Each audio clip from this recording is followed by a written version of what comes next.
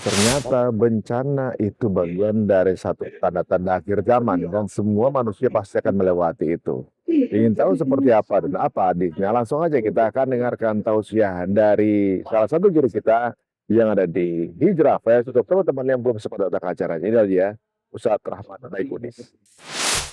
Sekolah yang rajin jangan lupakan sholat. Bekerja yang rajin jangan lupakan akhirat. Kira-kira nasihat ini benar apa tidak? Dan ternyata itulah yang kemudian membentuk cara pandang kita, visi kita tentang dunia dan akhirat. Yang harus kita cari kata Allah apa? Kebahagiaan hidup akhirat. Yang jangan dilupakan dunia. Tadi nasihatnya gimana? Sekolah yang rajin jangan lupakan sholat. Berita sholat sekitar jangan lupa. Yang untuk akhirat sekolah apa? Sholat? Sholat. Kerja yang rajin jangan lupakan akhirat. Yang untuk dunia kerja. Tapi akhirat sekedar jangan lupa. Justru yang jangan lupa kata Allah. Dunia. Jadi nasihat tadi benar apa? Terbalik nasihat yang tadi. Karena terlalu sering kita dengar sejak kecil, setiap hari, maka itulah yang membentuk orientasi kita tentang kehidupan dunia.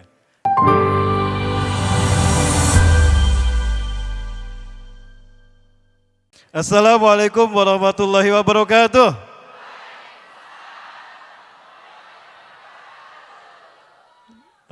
Naik 3 oktav Isal. Yang tadi kelihatan saumnya. Alhamdulillahilladzi hadana li hadza wa ma kunna linahtadiya laula an hadanallah. Laqad ja'at rusulu rabbina bil haqqi wa nuru an tilkumul jannah wa ristum bima kuntum ta'malun. Asyhadu an la ilaha illallah wahdahu la syarika lahu wa asyhadu anna Muhammadan abduhu wa rasuluhu alladzi la nabiyya wa la rasula ba'dah. Allahumma fassalli wa sallim ala habibina wa nabiyina Muhammad ibn Abdullah wa ala alihi wa ashabihi wa mawalah.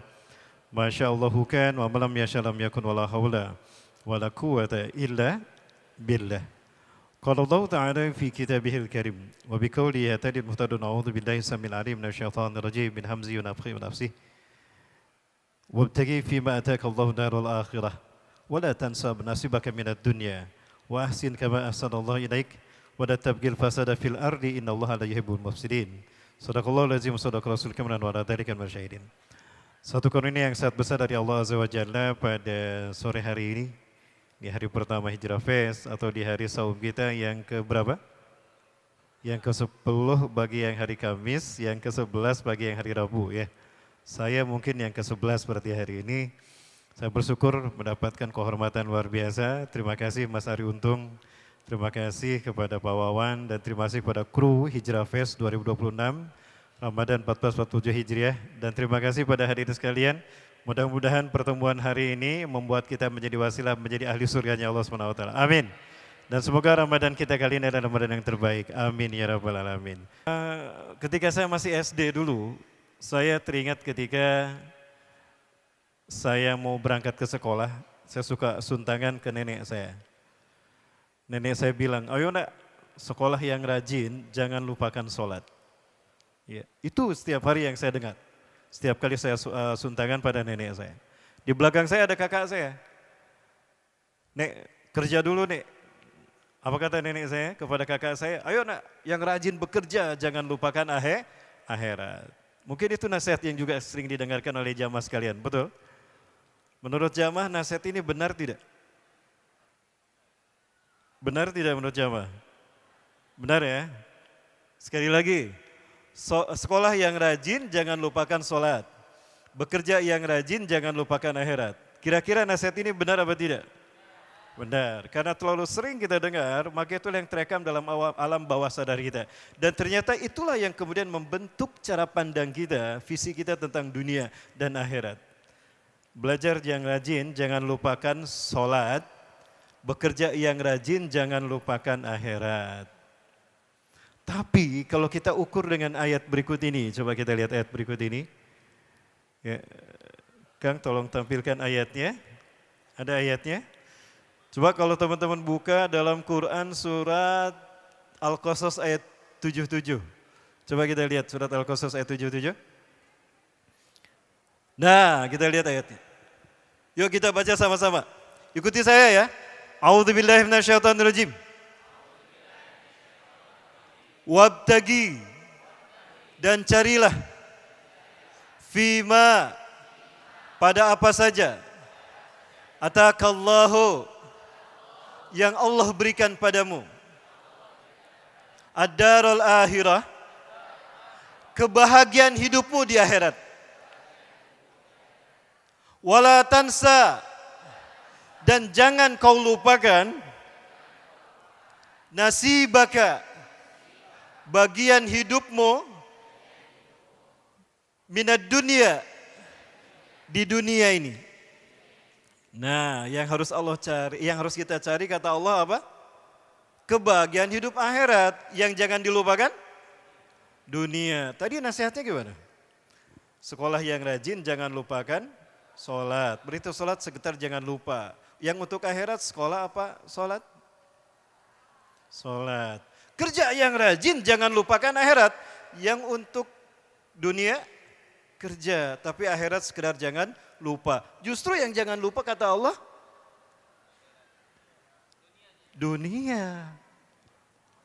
Jadi nasihat tadi benar apa terbalik nasihat yang tadi?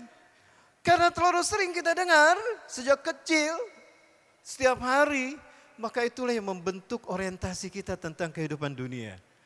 Ya, dan cara pandang kita tentang dunia dan akhirat. Maka sekolah harus rajin biar dapat beasiswa. Ya, betul? Dapat kesempatan masuk ke perguruan tinggi favorit, dapat beasiswa ke luar negeri, S2, S1, S3, pulang jadi doktor, kerja di perusahaan besar, kebelilah rumah mewah, mobil mewah, istri, mewah, apanya yang mewah? Udah pensiun baru buka Quran, belajar Iqra. Kapan merubah dunia dengan ilmu yang kita miliki? Jadi nasihat ini terbalik, itulah yang ternyata harus kita benarkan dari awal. Ya, jadi harusnya nasihatnya kayak gimana? Ayo nak, ya. Jangan lupakan sholat, ayo nak, ya, sholat yang rajin. Jangan lupa berprestasi di sekolah. Bisa kan redaksi kita rubah? Tapi sekali lagi, itu akan membentuk cara pandang kita tentang dunia dan akhirat. Ya. Bagaimana kita memandang dunia dan akhirat berikutnya? Coba kita lihat slide berikutnya. Nah, ada yang bilang sama saya, Ustadz, tapi kan kita harus seimbang antara dunia dan akhirat. Betul, sepakat. Kita harus seimbang antara dunia dan akhirat. Andai kata seimbang itu kita konversi ke skala 100, kira-kira berapa persen dunia dan berapa persen akhirat, sehingga kita dikatakan seimbang. Dan harus kita ingat catatan dunia sementara, akhirat selamanya. Berapa dunia dan berapa akhirat?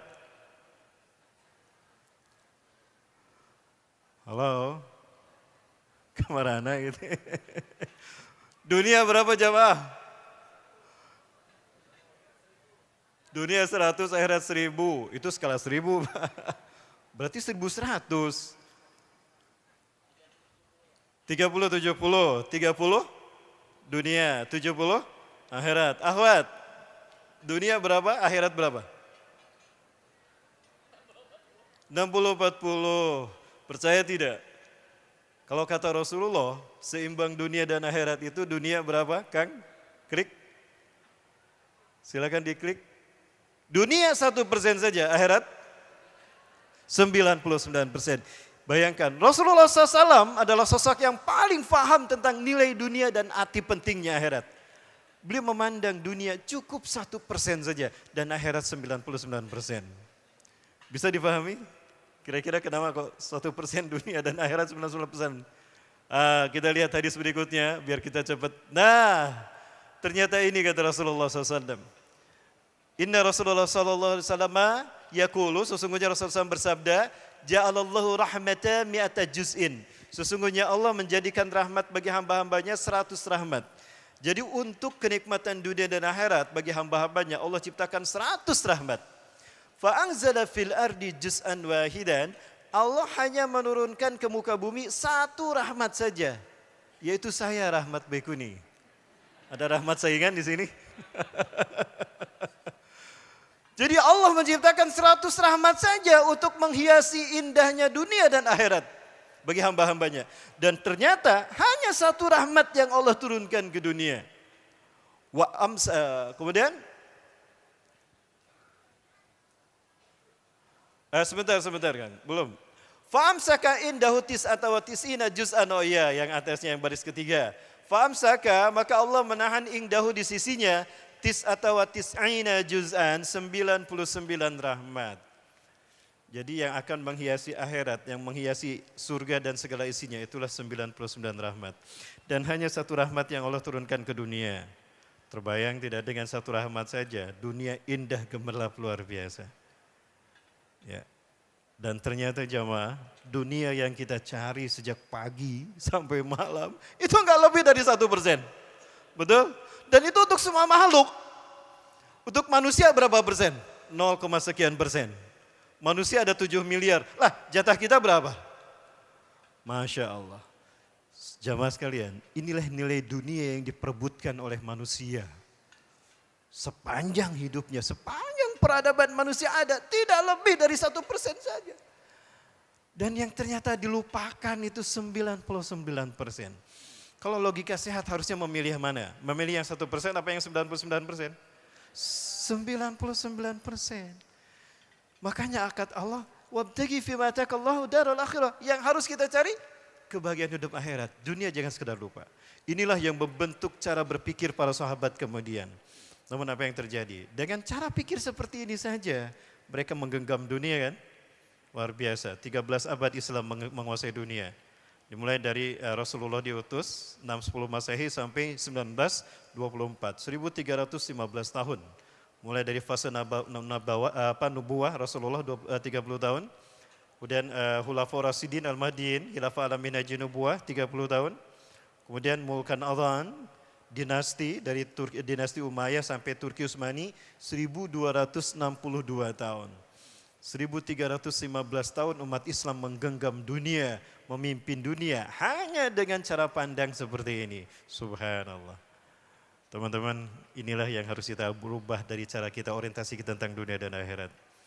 Jadi gimana? Dunia cukup 1%, akhirat 99%. Nah, sebetulnya seperti apa sih pandangan dunia dan akhirat dari Rasulullah SAW? Nilai dunia dan akhirat dalam kacamata pandangan Rasul sebagai Nabi dan Rasul yang paham tentang dunia dan akhirat itu sendiri. Yuk kita lihat hadis berikutnya. Nah ini dia. Inilah perbandingan dunia dan akhirat kata Rasulullah SAW. Wallahi, Rasulullah bersumpah untuk meyakinkan kita. Wallahi demi Allah, mad dunya fil akhirah, tidaklah nilai dunia ini dibandingkan dengan akhirat. Illa masalu ma yaj'alu ahadukum isba'u fil yami hadih. Melainkan seperti salah seorang di antara kalian mencelupkan telunjuknya ke lautan. Fal yanzur bima tarji', perhatikanlah dengan apa telunjuknya kembali. Jamaah, air ketika kita mencelupkan telunjuk kita ke lautan, lalu kita menarik kembali telunjuk kita, air yang nempel di telunjuk kita itulah dunia dan segala isinya yang 1% tadi. Yang kita perebutkan sejak pagi sampai malam seumur hidup kita. Nilainya tidak lebih dari air yang nempel di telunjuk kita. Sementara air laut yang tersisa itulah akhirat kita. Subhanallah. Pertanyaannya, bagaimana kita menikmati air yang nempel di telunjuk kita, jamaah? Apakah begini? Lok, lok, lok, lok, lok. Lok, lok. Tidak kan? Bagaimana kita menikmati air yang ada di telunjuk kita? Hanya dijilat saja, betul. Itulah cara kita menikmati dunia. Pertanyaannya, hilangkah haus kita? Hilangkah dahaga kita ketika kita hanya menjilat air yang nempel di telunjuk kita? Itulah dunia dan segala isinya. Jauh dari kata puas, jauh dari kata memuaskan. Tapi akhirat lebih dari kata puas, jamaah. Luar biasa. Sallu ala Nabi Muhammad. Beginilah cara pandang kita sebagai seorang muslim yang Rasul ajarkan kepada kita. Tentang bagaimana kita mensikapi dunia dan bagaimana cara kita menilai dan memilih akhirat. Ya jamaah, dunia yang diperebutkan sejak pagi, kita bekerja habis-habisan. Ternyata nilainya tidak lebih dari 1%. Jadi jangan lupa bagi mereka yang cinta dunia, bagi mereka yang terlalu sibuk ngurusin dunia. Dan bagi mereka yang bergantung sepenuhnya pada dunia. Dunia yang Anda jadikan tempat bergantung hanya tidak lebih dari 1% saja. Akhirat lebih dari 99%. Subhanallah. Ya, jamaah berikutnya, coba kita lihat slide berikutnya apa? Kan Klik lagi biar waktu kita ada banyak untuk komunikasi. Nah, pernah dengar ini? Klaus Schwab yang ada di tengah. Dia adalah seorang profesor, arsitek dari situasi geopolitik kita hari ini. Profesor Klaus Schwab dari Swiss, mungkin kelahiran Jerman. Dialah orang yang menjadi arsitek untuk meriset kembali, men-shutdown dunia ini. Konon ada isu kalau kita akan mengalami great reset di tahun 2026 ini. Dimulai dari bulan Ramadan ini sebetulnya, sampai November 2026. Salah satunya ada isu blackout, kita akan habis-habisan. Ya, mati habis-habisan. Di Jerman, di Berlin itu sudah mulai gelap sekarang. Ya, di Berlin sudah mulai mati listrik ya. Mati listrik seluruh dunia. Jangankan mati listrik, kita punya HP, listrik masih ada. HP kita habis kuota, mati gaya kan. Pakir miss call kita, berubah status. Subhanallah. Gak kebayang ketika dunia ini mengalami blackout. Mereka yang cinta dunia, ya Allah, yang menggantungkan hidupnya pada dunia, Masya Allah. Ketakutan menggema sekarang di seluruh dunia.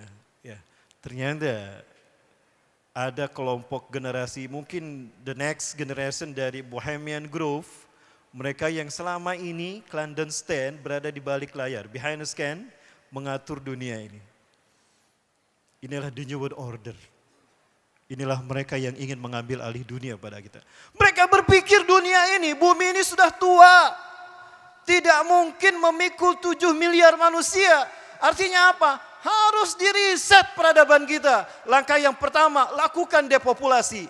Reduction of population. Kurangi jumlah manusia. Muncul pandemi COVID-19. Itu rekayasa. Bayangkan. Mereka berpikir mereka Tuhan mengatur peradaban kita. Betul jamaah? Saya ke sebelah sini maksudnya biar lihat ini jamaah. Bukan saya dekat ke Ikhwan dan takut ke Ahwat. Enggak Ahwat. Apa harus jalan ke sana? Kamera enggak apa-apa saya ke sana kemari. Aman kamera? Baik, jamaah untuk SWT.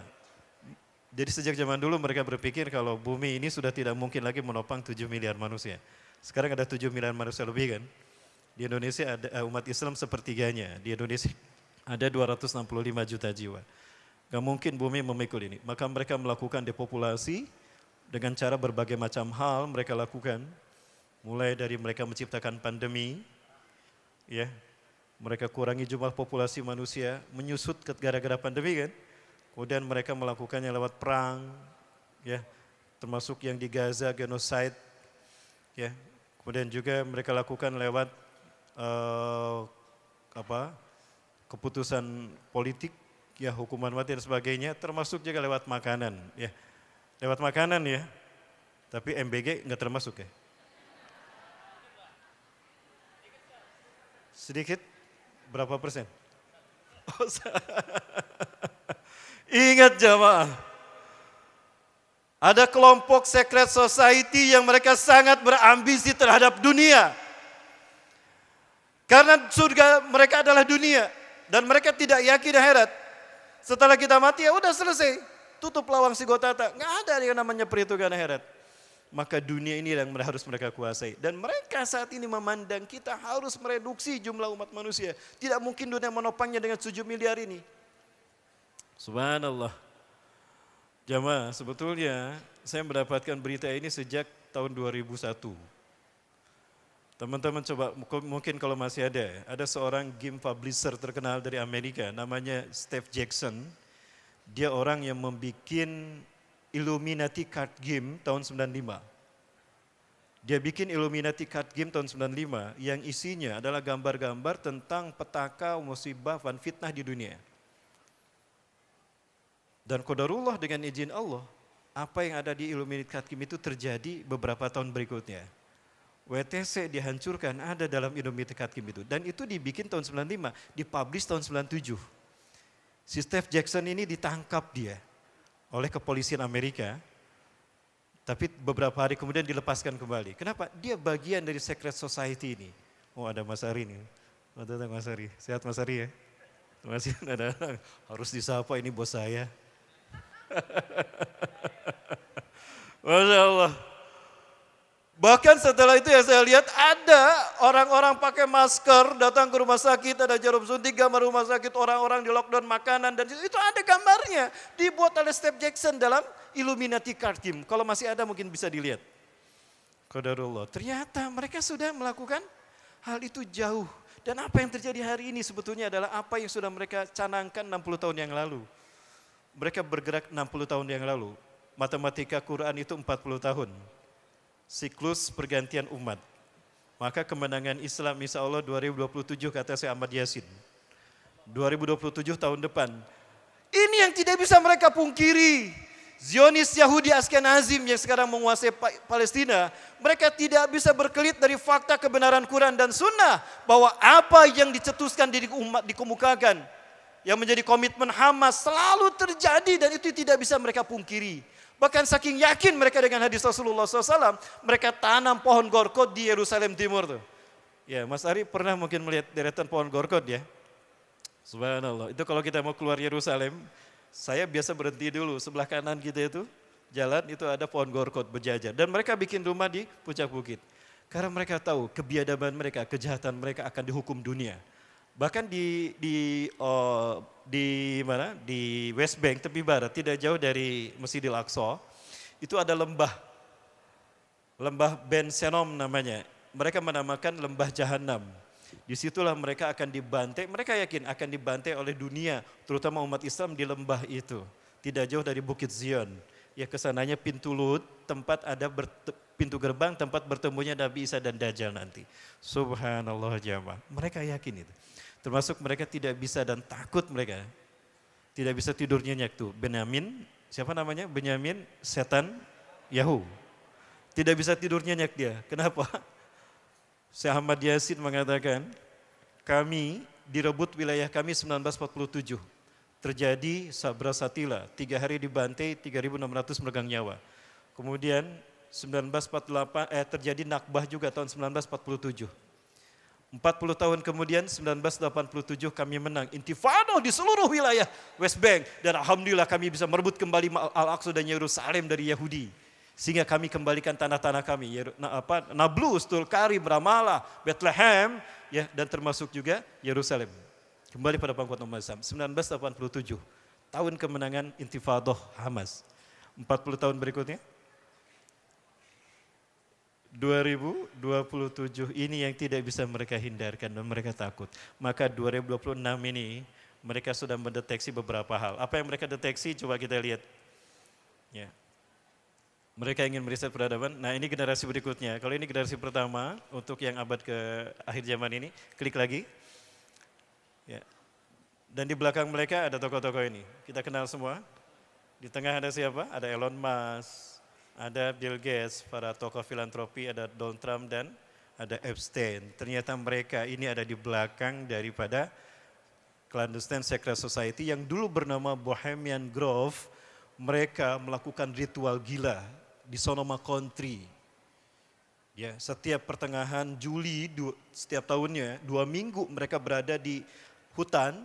Tapi hutan itu disulap sebagai tempat mereka retret, mereka melakukan ritual pemujaan kepada dewa Baal, bukan Baal ya, dewa Baal ya, di mana mereka melakukan human sacrifices.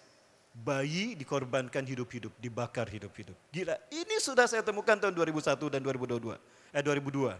Sekarang baru viral. Dulu ketika saya mengatakan ini saya dikatakan hoax, cocok logi dan sebagainya. Sekarang sudah terbukti. Dengan izin Allah, bukan saya yang benar, Allah yang benar. Subhanallah. Dan bukan main resiko saya. Ketika saya mengemukakan ini, saya diancam dibunuh oleh seorang menghacker blog saya. Waktu itu masih HTML, saya bikin blog, saya buat sebuah ruang tentang konspirasi dunia. Itu yang terjadi jamaah. Masya Allah, dan apa yang mereka lakukan hari ini, coba kita lihat. Nah ini ada satu kiriman WA kepada saya. Ketika itu saya mendapatkannya sebelum saya berangkat ke Palestina, Mesir dan Jordan bersama Ustadz Zulkifli Muhammad Ali. Di Kairo beliau sedang santai, jamaah juga sedang santai. Beliau mengatakan, Ustadz saya dapat WA nih dari seseorang, kayaknya Ustadz harus tahu. Apa Buya? Beliau menyampaikan WA-nya ini. Ini Buya, saya mohon maaf Buya, saya perlihatkan, teman-teman harus tahu juga. WhatsApp ini datang dari seseorang yang dulu mendampingi saya di Yogyakarta. Beliau luar biasa mujahid. Dan kami biasa diskusi tentang peta politik dunia, konspirasi Yahudi dan semua perangkat-perangkat mereka dalam berkonspirasi mengawasi dunia. Nah, WA-nya tidak saya rubah. Buya, saya juga dapat WA yang sama Buya. Seminggu ya, 2 minggu yang lalu saya dapat WA-nya Buya. Ya, saya perlihatkan WA-nya sama. Ini isi WA-nya. Jadi mereka takut Islam bangkit tahun 2027 besok, tahun depan. Kalau Palestina menang berarti Israel hancur, berarti end game itu terjadi. The New World Order finish, selesai. Berarti Islam tegak di muka bumi. Ini yang mereka takutkan. Maka diam-diam mereka melakukan red heifer sacrifices, menyembelih sapi merah. Kalau para hamba Allah ikut ke Palestina bersama kami, nanti destinasi terakhir di Yerusalem West Bank, itu adalah Bukit Zaitun. Nah ada altar, ada 5 bulatan, 1 di tengah, 2 di kanan, 2 di kiri. Itu untuk 5 red heifer itu. Diam-diam mereka sudah melakukannya. Itulah kenapa Hamas bergerak tanggal 7 Oktober, karena mereka mendapatkan berita dari bulan Maret sampai Juni 2024, mereka akan melakukan ritual red heifer sacrifices. Artinya mereka sudah yakin the God who's waited will arrive to us. Tuhan yang mereka tunggu-tunggu akan tiba, will come. Siapa? Dajjal bagi kita, Mesayah bagi mereka. Artinya isyarat Al-Aqsa akan dihancurkan. Dan ini sudah disampaikan oleh Syekh Ikrimah Sobri, Grand Syekh dari Palestina, Masjidil Aqsa. Jamaah yang Allah Ta'ala, isinya ini. Mereka sudah mengirim tentara ke sungai Efrat karena mereka yakin apa yang Rasul sabdakan, kasful furat minadz zahab, tanda kiamat akan terjadi adalah terjadinya pengeringan sungai Efrat sehingga gunung emas tampak dari dasarnya. Untuk menguasai gunung emas ini, kata Rasulullah, akan terjadi perang. Saking dahsyat perang ini, kata Rasulullah SAW, dari setiap 100 orang, 1 saja yang selamat, 99 yang gugur. Saking dahsyatnya perang tadi. Dan orang-orang menamakan perang ini perang Armageddon. Karena wilayah yang akan menjadi pengontrol perang tadi adalah wilayah yang bernama Ureh, Bukit, Mageda, Lembah. Ureh, Mageda, mereka sebut Armageddon. Ya, itu berada di mana? Palestina. Ya, dan sungai Efrat itu ada di bagian bawahnya. Kemudian mereka sudah pasang detektor aura Al-Mahdi dan menyusupkan pasukan intelijen supranatural ke Mekah dan Madinah. Disamarkan sebagai tentara penjaga perdamaian. Pusat Islam ini kan Mekah, Madinah, Saudi Arabia. Dan pembayatan Imam Mahdi dan bertemunya 3 pasukan besar dari Syam, Palestina, Suriah.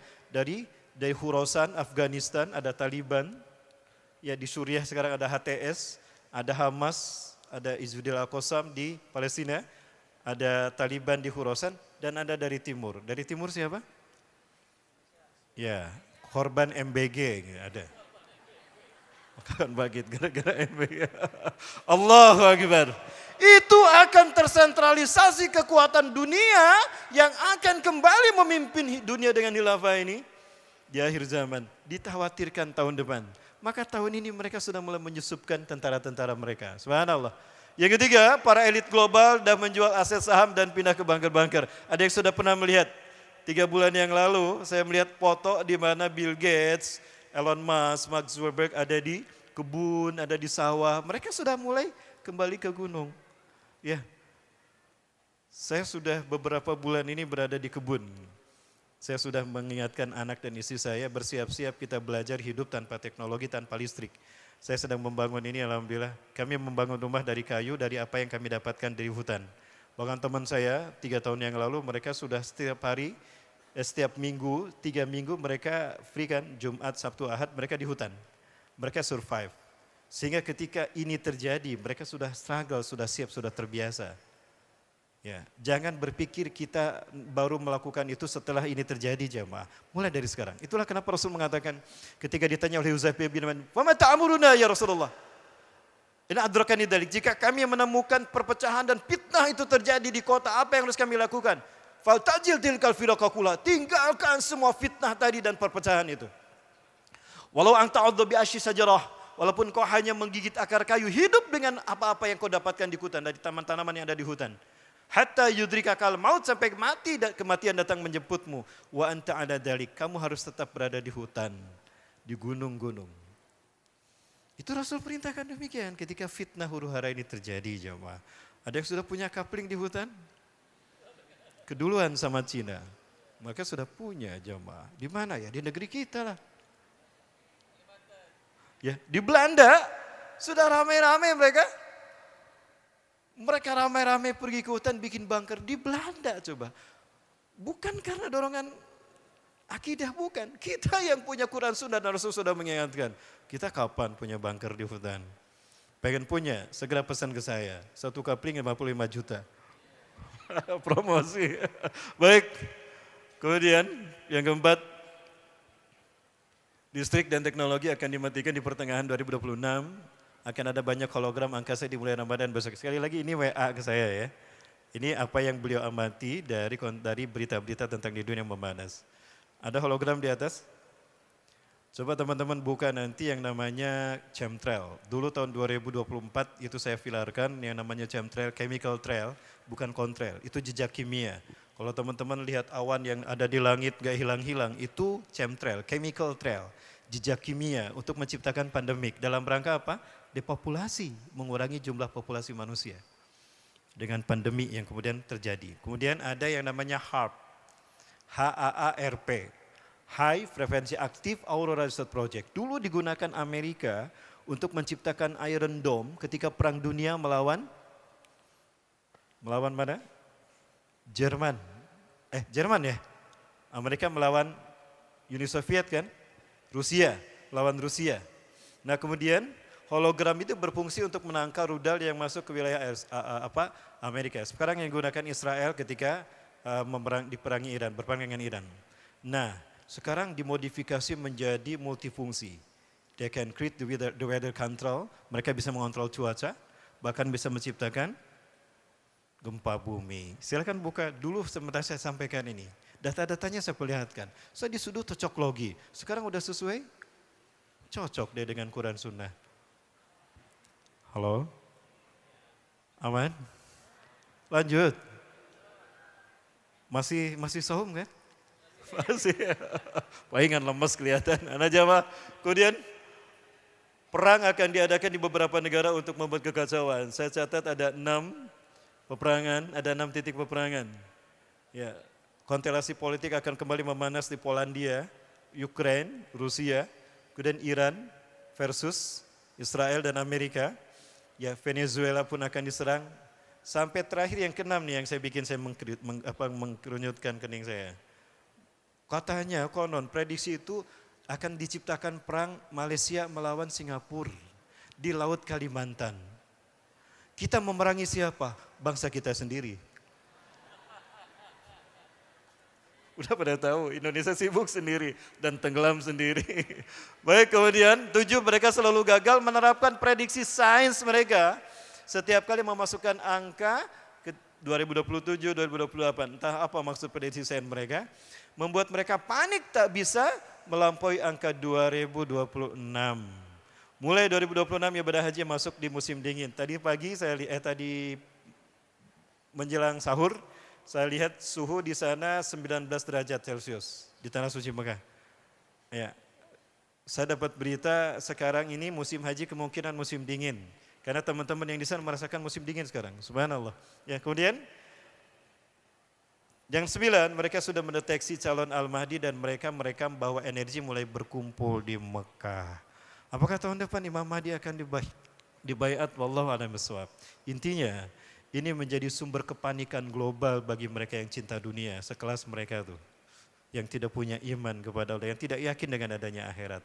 Teman-teman, bagi mereka yang menggantung pada dunia, mereka sudah siap-siap untuk putus asa karena dunia akan mereka tinggalkan. Tapi bagi mereka yang menggantungkan diri kepada Allah, bergantung kepada Allah Azza wa Jalla, maka bersiap-siaplah. Pertemuan indah itu akan segera terjadi. Subhanallah. Jamaah, semua peristiwa ini mengingatkan kita untuk iman kepada qada dan qadar. Harus menerima takdir bahwa dunia ini fana dan akhirat akan tiba dan kita akan hidup selamanya. Jamaah rahmatullah subhanahu wa ta'ala. Lalu bagaimana cara kita selanjutnya untuk menyikapi semua ini? Boleh diklik lagi? Teman-teman, Ada satu hukum sunatullah yang harus kita yakini bahwa memang ini pasti terjadi.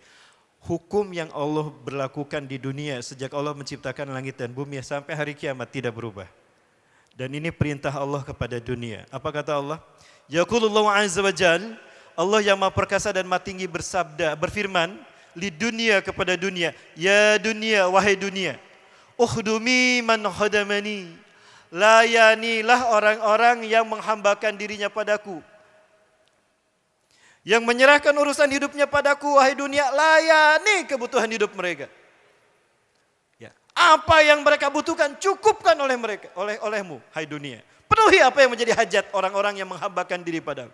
Yang menghidupkan semua syariatku dan menyerahkan jiwa raganya kepadaku, layani dunia.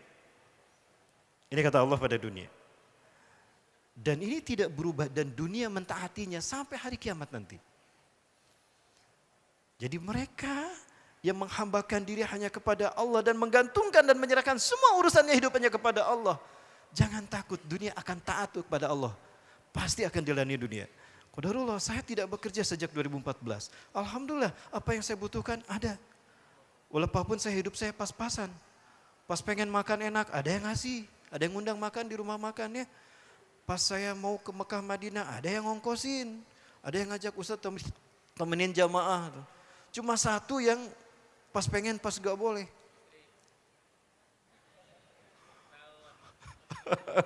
Enggak, saya tuh tipe yang setia. Tuh ada istri saya di dalam, Pak. Ya, satu saja ya jamaah ya. Betapapun istri itu katanya 3, iswan, istu, istri. Tapi tetap satu saja. Ya. Karena sebaik-baik laki-laki di hadapan Allah ada yang menghargai kehadiran istri yang pertama. Kok jadi bahas poligami, Pak? Loh, Rasulullah kan tidak poligami selama Siti Khadijah masih hidup, betul? Ali bin Abi Thalib tidak poligami selama Siti Fatimah masih hidup. Kenapa? Rasulullah menjelaskan bahwa Allah akan menyempurnakan nikmat dunia seorang laki-laki ketika dia menghargai kehadiran istri yang pertama. Maka Rasulullah tidak poligami selama Siti Khadijah masih hidup. Ali tidak poligami setelah Siti Fatimah masih hidup. Saya juga tidak poligami, itu istri saya masih ada. Lagi keliling but. Nah jamaah. Dan sebaliknya kata Allah kepada dunia. Allah perintahkan dunia. Wastakhdumi ya dunia man khadamaki. Dan perbudaklah mereka dunia. Orang-orang yang menghambakan diri kepadamu. Dibikin sibuk dia ngurus dunia. Sehingga dia melupakan akhirat. Padahal dunia tidak lebih sekali lagi. Hanya 1% saja.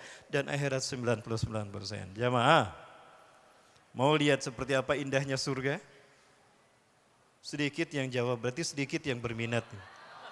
Jamaah. Oi jamaah. Mau masuk surga? Mau langsung apa mau mampir dulu ke neraka? Oh langsung. Langsung sore ini? Mau jamaah duluan saya belakangan? Atau saya belakangan jamaah duluan? Jamaah. Kita lihat sebentar. Seperti apa dunia dan seperti akhirat akan terlihat dari tayangan yang satu ini. Ini kisah nyata dari negeri Timur Tengah, dari Suriah. Yuk kita lihat sama-sama. Jangan kemana-mana, tetap bersama saya yang satu ini. Oke, klik yang ini Kang. Ini touchscreen ya. Mana operator? Rasulullah. Perhatikan. Asyhadu an la ilaha illallah. وأشهد أن محمد رسول الله والله يا أخوة لو ترون ما جنة عرضها السماوات والأرض فأما إن كان من المقربين فروح وريحان وجنة نعيم فروح وريحان وجنة نعيم وأما إن كان من أصحاب اليمين فسلام لك من أصحاب. Subhanallah, kisah nyata di Suriah.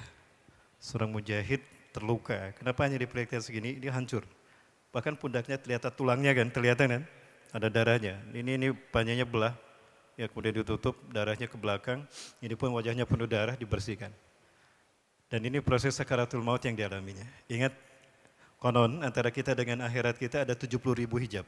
Seorang ulama sufi, Sufyan Ats-Tsauri rahimahullah, muridnya Rabi'atul Adawiyah, abad ketiga Hijriah, beliau sempat mengatakan bahwa antara kita dengan akhirat kita ada 70.000 hijab.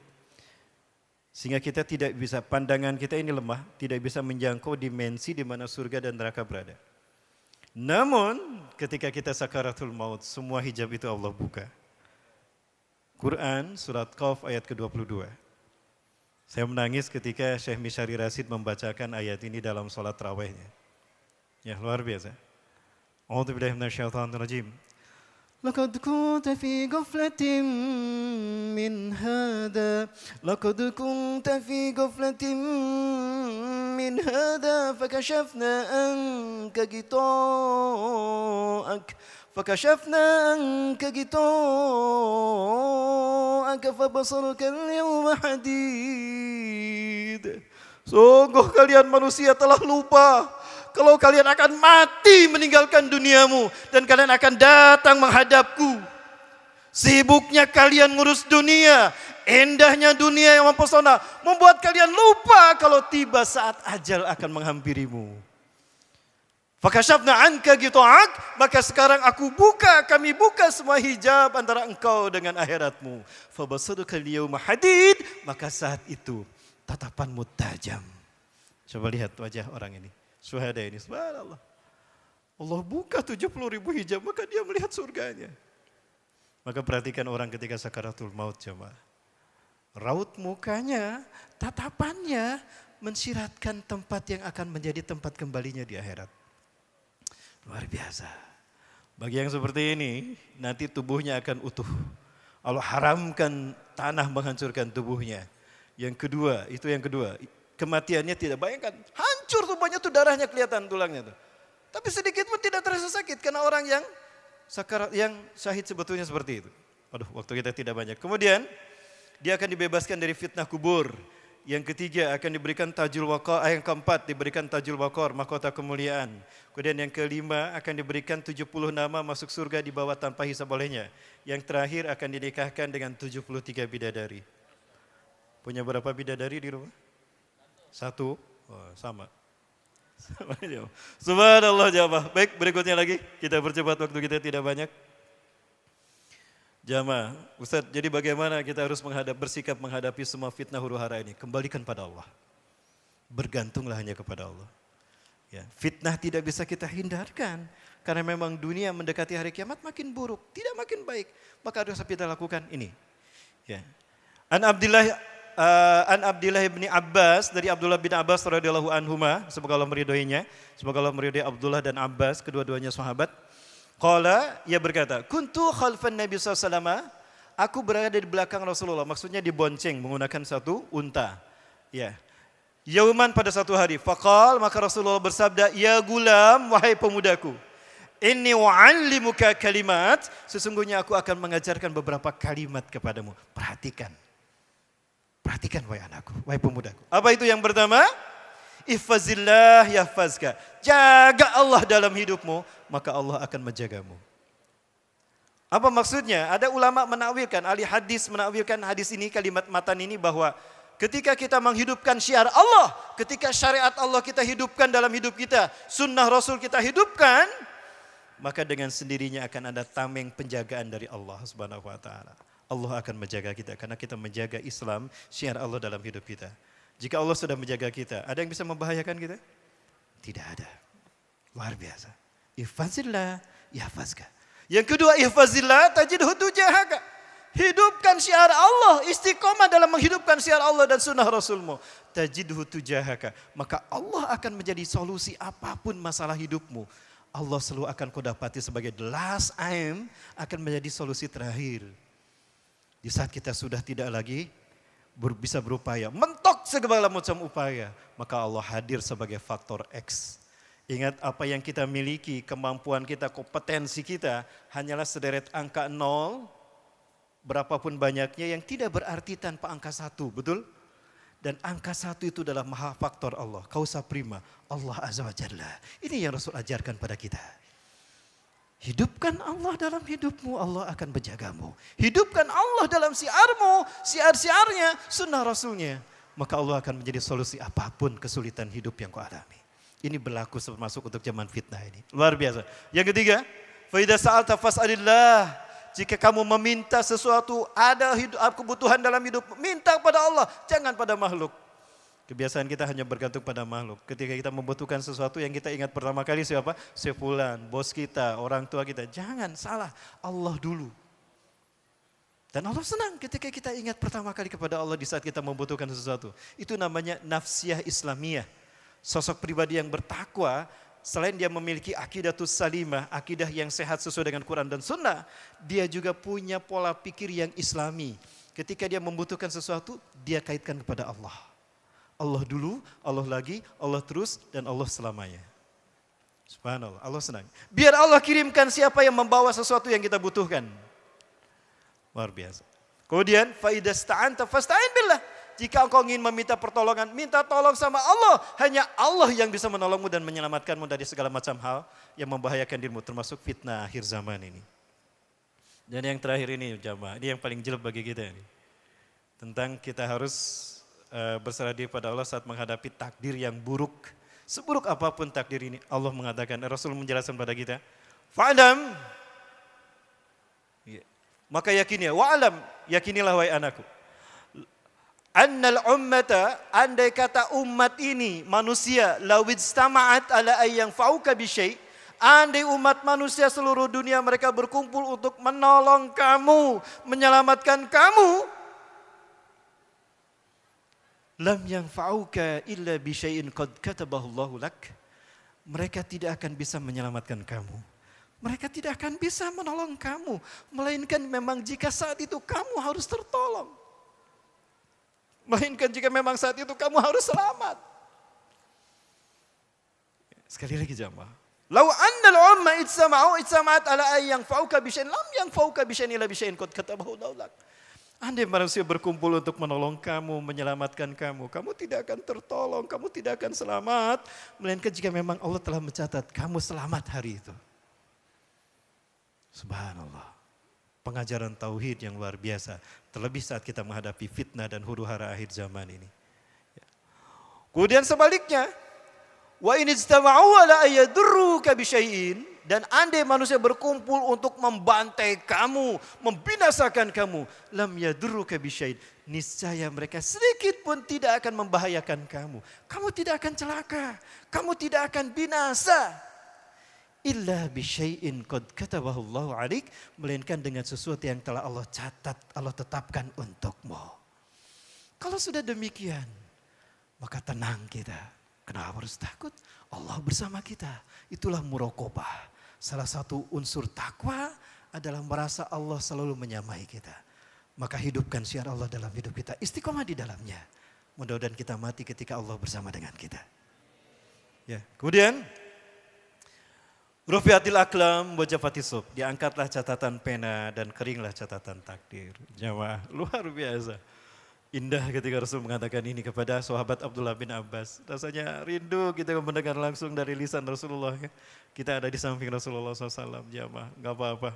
Iri kita memang pada para sahabat. Ya. Mereka setiap hari melihat bagaimana cantiknya, tampannya, indahnya Rasulullah dengan semua perangai. Ya.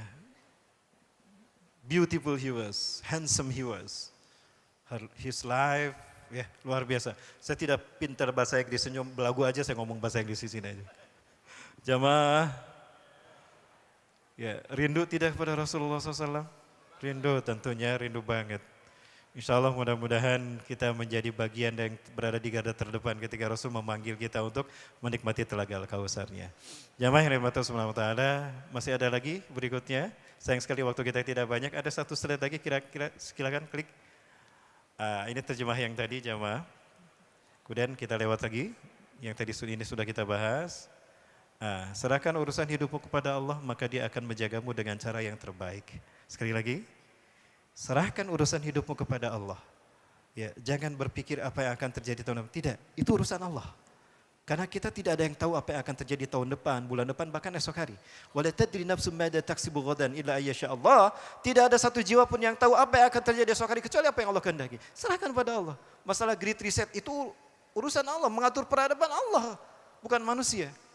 Itu ketakutan orang-orang yang tidak yakin kepada adanya hari akhirat dan yakin dunia ini akan fana. Itu orang-orang yang kufur nikmat. Baik, kemudian Allah akan menjaga kita dengan cara yang terbaik. Sebagai contoh ada kisah nyata, klik. Teman-teman, ini ada katak dan kalajengking, teman-teman. Ada kisah nyata terjadi perbatasan Suriah dan Irak di Sungai Efrat. Ya, dia cerita dalam cerita yang kisah nyata yang saya dengar, saya mencari kambing saya yang hilang, 1 ekor, dan ini kambing kesayangan saya. Saya cari menyusuri, saat itu sedang musim panas, orang-orang biasanya di malam hari mereka keluar dan tidur di luar rumah. Ya, banyak mereka yang tidur di rumah, di pekarangan rumah. Nah, termasuk Al-Husain yang tidur di sini. Ini bukan Husain cucu Rasulullah. Syekh Husain orang beriman, ulama saat itu. Dan dia tidur di tikarnya. Aku melewatinya diam-diam karena takut membangunkannya. Lalu pergi aku ke Sungai Efrat. Aku lihat di pinggiran Sungai Efrat barangkali ada kambingku, ternyata tidak ada. Tapi di ujung sana, di seberang sana saya melihat ada sesuatu yang kecil bergerak mendekat ke arah saya. Apa itu bergerak? Tiba-tiba aku sadar, oh, seekor katak hijau, tapi apa yang ada di kepalanya? Allahu Akbar, ada kalajengking naik di atas kodok. Jadi kalajengking juga punya Grab, punya Gojek. Tuh bajunya hijau, kataknya hijau. Aku tidak mau mengganggu kehadiran mereka, aku mundur bersembunyi dari mereka. Maka kemudian sampai di tepian Sungai Efrat, si katak itu diam, nunggu di sana karena pesan Gojeknya, Grabnya Pepe. Si kalajengkingnya buru-buru lari dengan cepat, aku ikuti dia, larinya kemana? Ternyata ke arah Syekh Husain tidur. Tiba-tiba si kalajengking ini masuk ke bagian bawah tikarnya. Allahu Akbar, jangan-jangan ada yang digigit dari dia. Tapi tiba-tiba terjadi sesuatu yang dasar, bergerak besar. Sesuatu yang besar ternyata ada di bawah tikarnya. Entah apa yang terjadi. Lalu tiba lama berhenti, Syekh Husain masih tidur. Katak itu, si kalajengking itu kembali lagi ke tempat dia, ditunggu sama katak hijaunya dan pergi lagi. Allahu Akbar, ini kisah nyata. Lalu aku lari ke Syekh Husain khawatir terjadi apa-apa. Ternyata beliau masih senyak tidur. Diam-diam aku buka, aku angkat tikarnya. Allahu Akbar, ada ular kobra di bawah tikarnya. Begini cara kita menyerahkan diri kepada Allah dan cara Allah menjaga kita. Serahkan urusan hidupmu kepada Allah, maka Allah akan menjaga kita dengan cara yang terbaik. Ini faktanya, subhanallah. Allahu Akbar. Jangan hilang keyakinan ini. Allah yang menjaga Syekh Husain saat itu adalah Allah yang kita yakini dan kita sembah di tempat ini. Betul? Ini cara kita menghadapi fitnah akhir zaman. Serahkan urusan hidup kita kepada Allah. Biar Allah yang menjaga kita dengan caranya yang terbaik. Yakin jamaah? Kan tadi hadisnya sudah saya sampaikan. Sudah kita bahas sama-sama. Lanjut. Ini jamnya salah kayaknya. Lanjut lagi. Nah, yang ini menarik jamaah. Ini kisah nyata. Saya baca dalam 99 kisah menyentuh hati luar biasa. Bagaimana kisahnya? Kita bahas nanti saja, kita lihat sama-sama. Baik, jangan kemana-mana, tetap bersama saya setelah yang satu ini. Silakan kan, diklik videonya. Klik, ini videonya. Ini ada dalam kitab Sirah Nubala. Imam al-Dhahabi in Sirah Alam al-Nubala, he says there was a group of people who were traveling at night. They came to this valley and there were some woods. So they were getting themselves ready to sleep. As they were preparing themselves, a lion came about.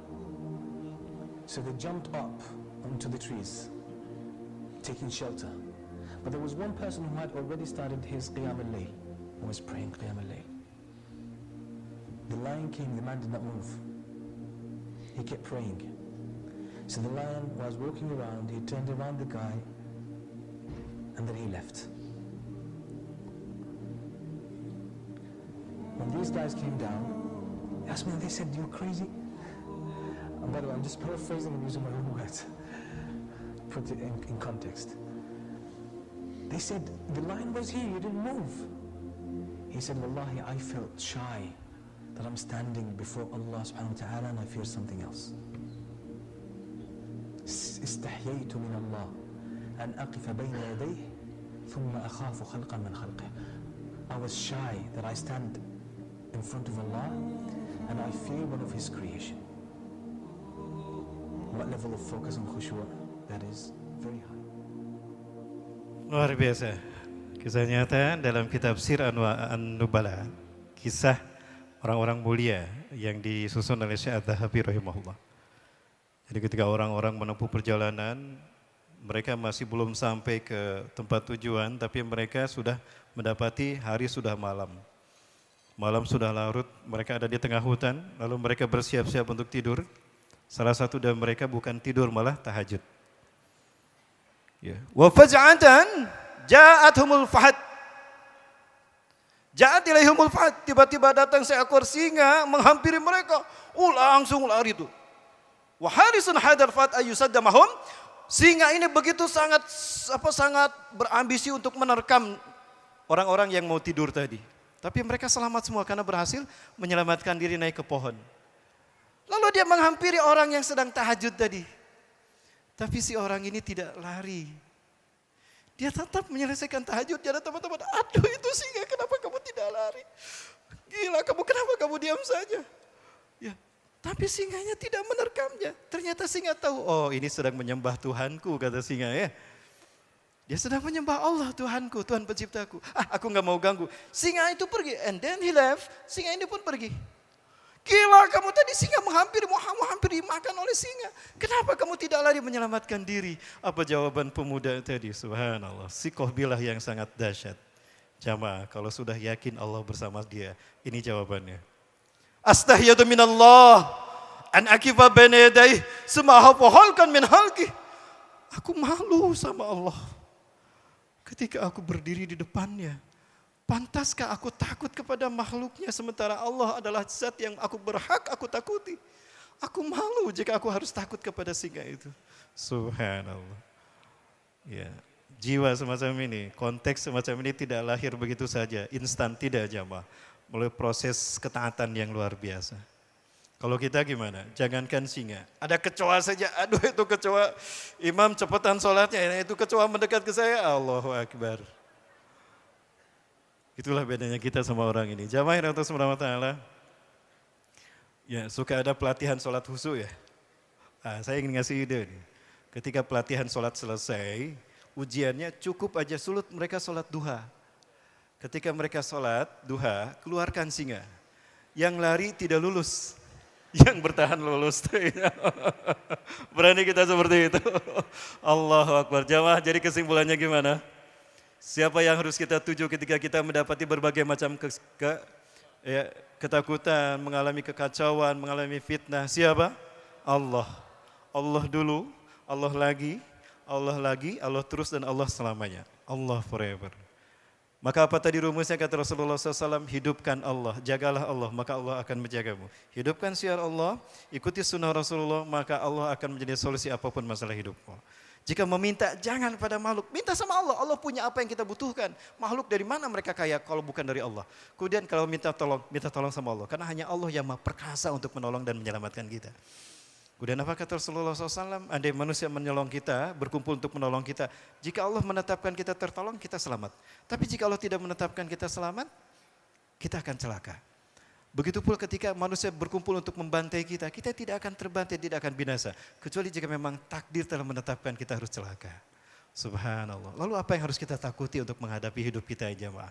Bergantunglah pada Allah, maka Allah akan berada bersama kita selamanya. Subhanallah. Fakta-fakta ini yang tadi saya sampaikan merupakan fakta tentang bagaimana dahsyatnya ketika Allah kita hadirkan, terlebih untuk menghadapi fitnah akhir zaman ini. Semoga bermanfaat teman-teman sekalian. Terima kasih Hijrah Fest. Semoga ini Hijrah Fest menjadi Hijrah Fest terbaik 2026. Sampai ketemu lagi di suryanya Allah SWT. Assalamualaikum warahmatullahi wabarakatuh.